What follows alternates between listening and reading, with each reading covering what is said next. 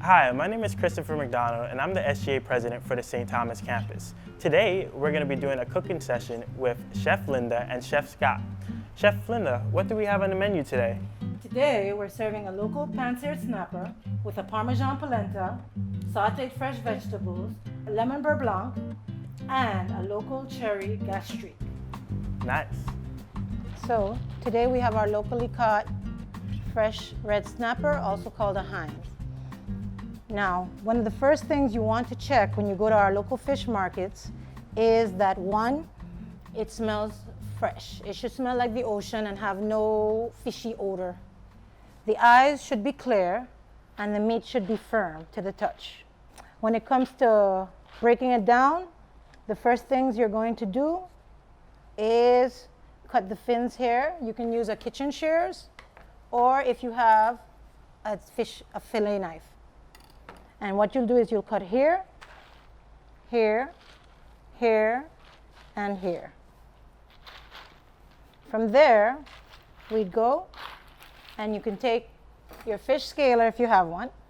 And if you don't have a fish scaler, you can use the back of your knife and go like so. But it's way faster with a fish scaler, so you go like so.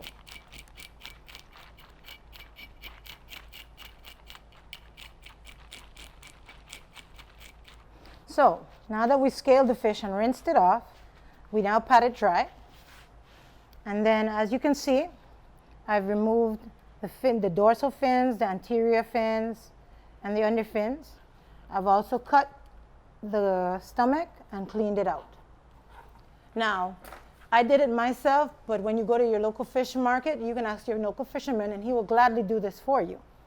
So now, we're going to get to the point where we fillet the fish. We're going to start by cutting underneath the gill and go straight in. And you stop right at the spine. Then you come to the tail and you cut right here.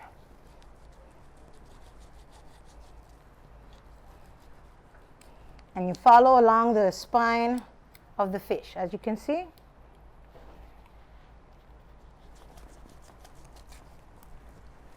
And come straight up. As you notice, the spine is still intact and all the pin bones are still to the side.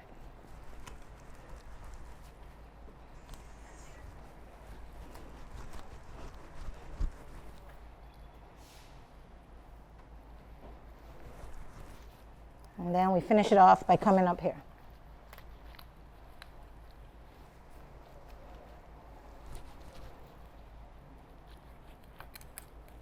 Oops.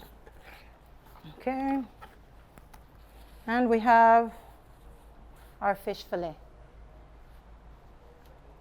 So you clean it up so.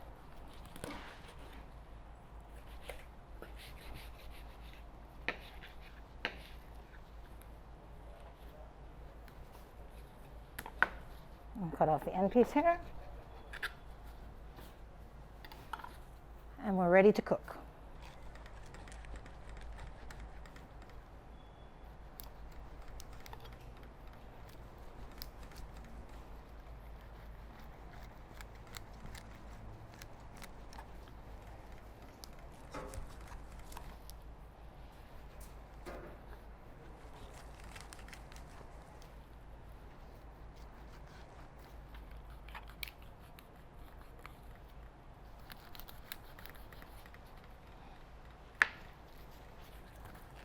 What you can do with this is turn it into a lovely fish soup with your local dashin, tanya.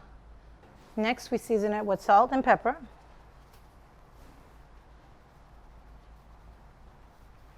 Rub it in. Okay. So now that we have the fillet, what we're going to do is make 2 incisions along the back. And this keeps it from puffing up when we cook it.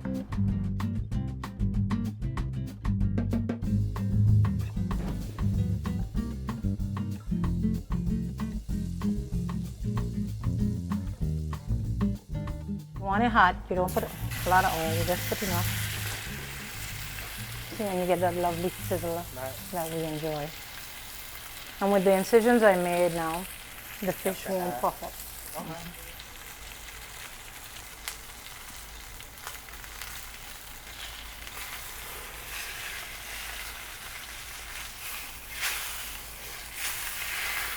Here you go. The fish should be a lovely golden brown color.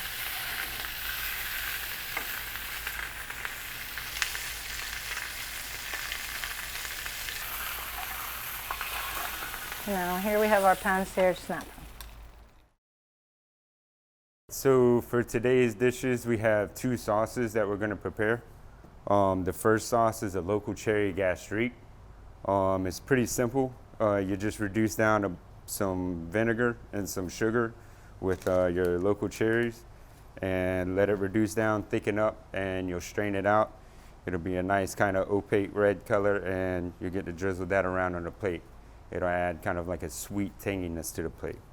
So basically the only prep we have to do for that is to pit the cherries. So we'll just take the cherries. It doesn't really matter what they look like. So we can just kind of mash them up, remove the stem, remove the pit, toss that away and keep the good stuff. So we'll go through this bag of cherries, remove the stems, removing the pits, and we'll put this into our gastrique to kind of flavor it up and give it a nice little red color.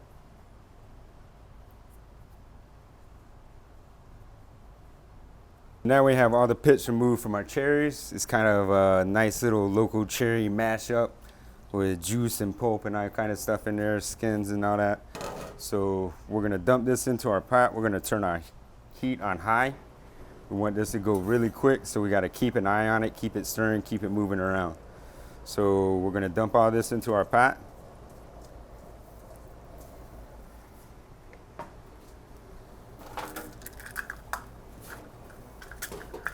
We're gonna come through, add in our vinegar. And for a gastrique, your ratio is basically 2 parts vinegar to 1 part sugar. So we'll add in a cup of vinegar to our little local cherry mashup. Let that get nice and hot. Then we're gonna come through and add in half a cup of sugar.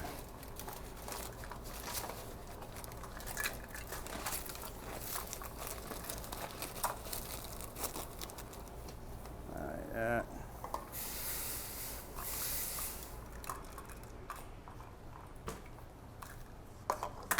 And like I said, this is gonna give us like a nice sweet kind of tangy cherry. It'll be like a red, clearish kind of color sauce. It'll go real nice with that beurre blanc.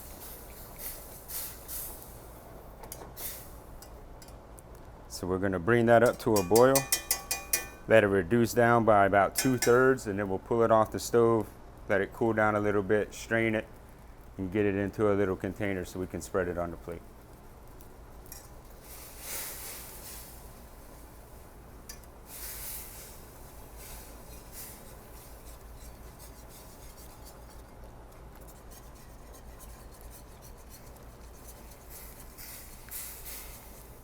So we have our sauce reduced by 2/3 now. It's bubbling up really good. There's really not a whole lot left in the pan. There is a nice thick syrup in there. Most of the pulp is kind of cooked down already. So we're gonna take this and pass it through a strainer. And then we'll put it into our squeeze bottle so we can put it on the plate.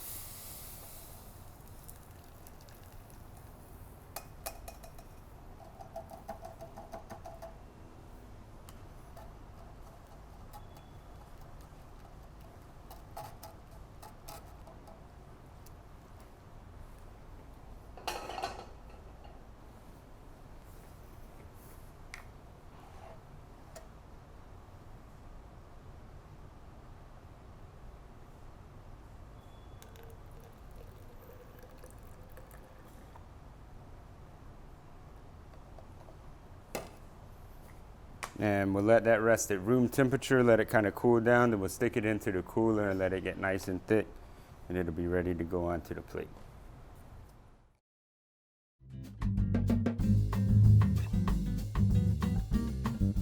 The next two dishes I'll be working on are baked Parmesan polenta and our sauteed fresh vegetables. So the first thing we're going to do is we're going to grease our oven-safe pan. And this prevents our polenta from sticking. And then, now I use olive oil, but you can also use Crisco pan release. That works just as good. And for added security, I'm going to line our pan with parchment paper and then put it to the side. Now for our polenta, we're going to take 6 cups of boiling water and add 2 bouillon cubes of chicken. And I like to add fresh thyme to add flavor. We're going to let this boil and mix it in. And then we're slowly going to add in our cornmeal polenta. Constantly whisking it as we go so that it doesn't clump together.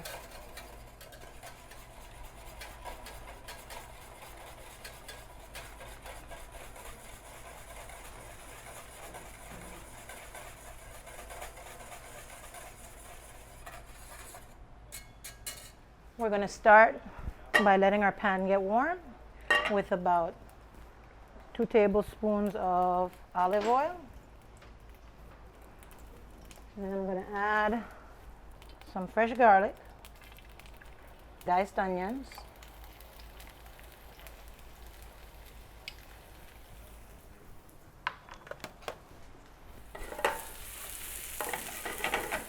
and we're going to let them cook until they become translucent.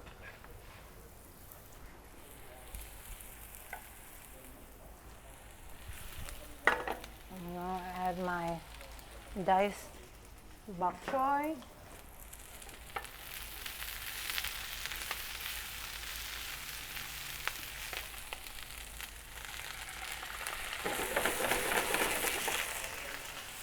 And water. Season with salt and pepper.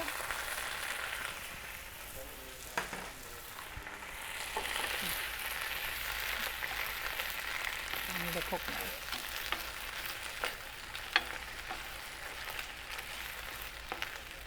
Now, as you can see, our cornmeal has dissolved and is now bubbling and creamy. We're going to add in 2 tablespoons of butter. Okay, whisk that in, along with 2 cups of milk.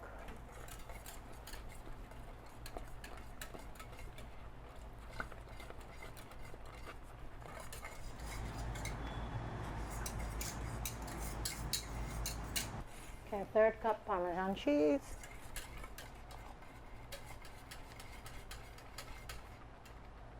Okay, as you can see, it's no longer that golden yellow, it's now a creamy light yellow. And what we're going to do now is take that and pour it into our baking pan that we previously oiled and lined.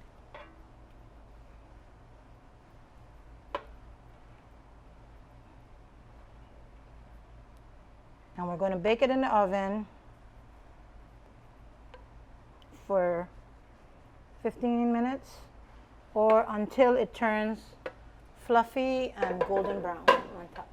Now your oven should be preheated at 350 and then we'll just put it in. As you can see, it's even on top and smooth. And we'll put it in and just wait for it to finish. Okay guys, so we're moving on to our next sauce here. We're doing the lemon beurre Blanc. We have garlic, shallots, our lemons, some white wine, a little bit of vinegar goes into this, and we're basically going to put it on a lot of butter. And so we're basically going to put in our garlic, shallots, lemon juice, and then white wine and vinegar, and let all of that reduce by 2/3 like we did with the gastrique. And then once it's all reduced, we'll pull it off the stove and start adding in our butter. Okay, so we're starting off with about a tablespoonful of oil. We're gonna take about half a tablespoon to a tablespoon of garlic. Drop that in there, let it start sauteing. We'll come back behind that with some shallots. Toss that in there. We don't want this to get too hot. We kind of want to keep everything nice and cool. So if it starts to get too hot, pull it up, shake it around, and we'll quickly add in our white wine, which is about 1/3 of a cup of white wine. And the flames there in the pot are just the alcohol and the wine cooking off. And we're gonna add a couple of tablespoons of vinegar to it as well. There's 1, 2 tablespoons of vinegar. Like I said, we're gonna let that bubble for a second, let it kind of cook down, reduce by about 2/3. There won't be a whole lot left in the pot. And we'll take the pot off the heat and bring it over here and kind of add in some butter to it. So we've got that reduced by 2/3. As you can see, there's very little bit in the pan here. So we're gonna move some of this stuff out of the way and start adding in our butter.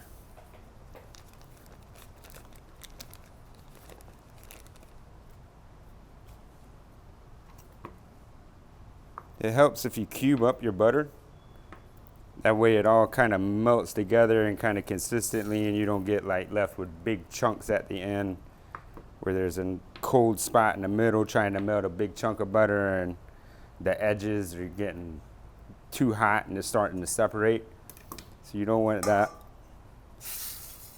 We're just going to put our butter into our reduction and kind of mix it around and let it melt.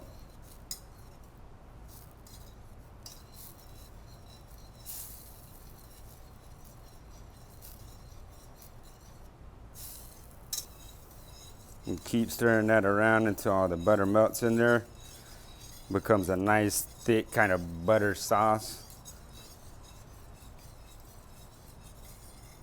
If we need to, we can add some heavy cream in there to kind of thicken it up a little bit. So far we've added in about 1 stick of butter. We're going to come through and add in about 1/4 of a stick more.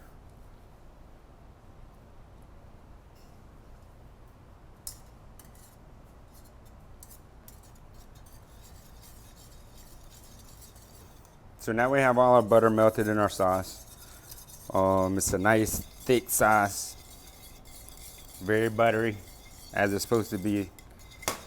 So we'll take this mixture and we'll push it through the strainer, and then we'll add some lemon zest on top of that. So let's go through here and pour that through. Get all that good stuff.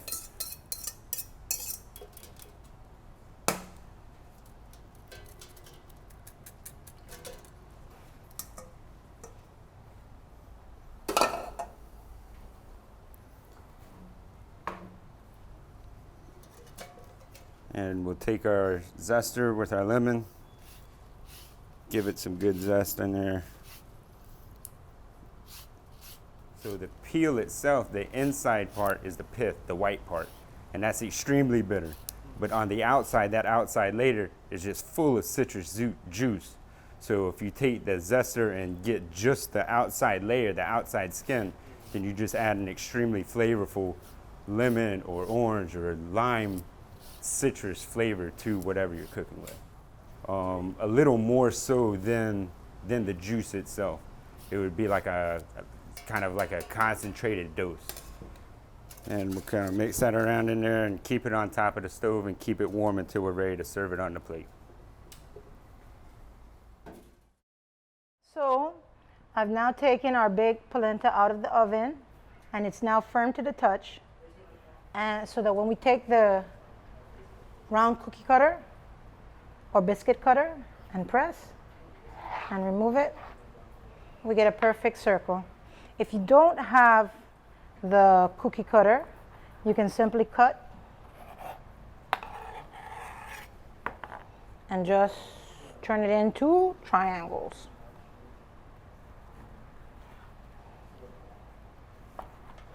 Either way is awesome. And now Scott and I are going to show you 2 different ways to plate your food. So how I'm gonna plate this up is kind of a contemporary style technique. We're gonna come through, we're gonna place a couple of dots on the plate. And after placing those dots on the plate, we're gonna hold it up like this and just kind of let them run down a little bit. And when they get to the bottom, we're gonna pull it back flat. And so now we have kind of like drip dots along our plate. We're gonna come over here and kind of grab the polenta and set this along the top of the drip dots. We're gonna come through, grab our fish, set our fish on top of the polenta.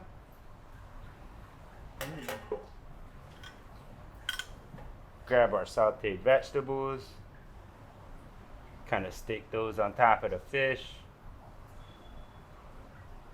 Try and get a contrasted color between the yellow of the polenta, the browning of the fish, the green of the herbs or the vegetables, and the red on the sauce. And then we're gonna come through and take our Blanc.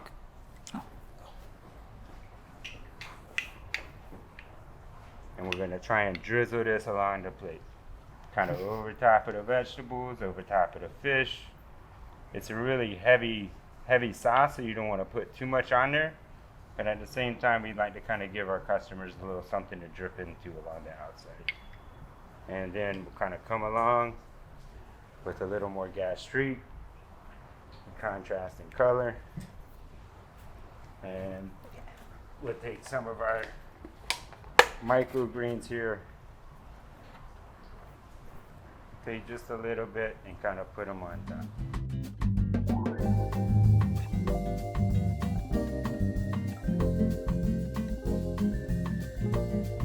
So now mine actually going to kind of be the reverse of Scott's. So I start with my triangles in the middle.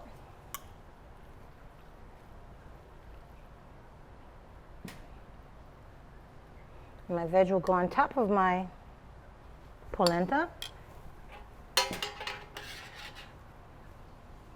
Then my fish comes over. And then I take the same lemon beurre blanc and drizzle it all around.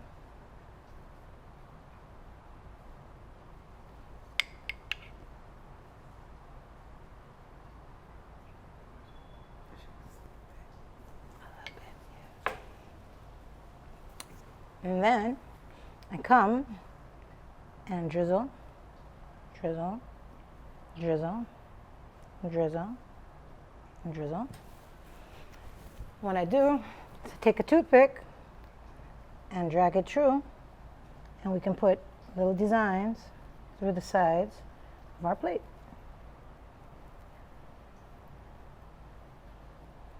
And then I finish it off with, again, the broccoli sprouts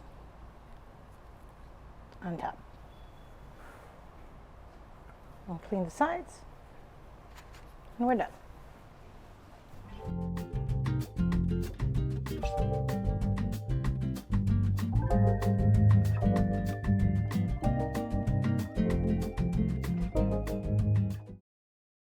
I just want to say thanks again for watching our live demo. We really appreciate you tuning in, and we hope you enjoyed this wonderful session. Once again, we have Chef Linda, and then we have Chef Scott.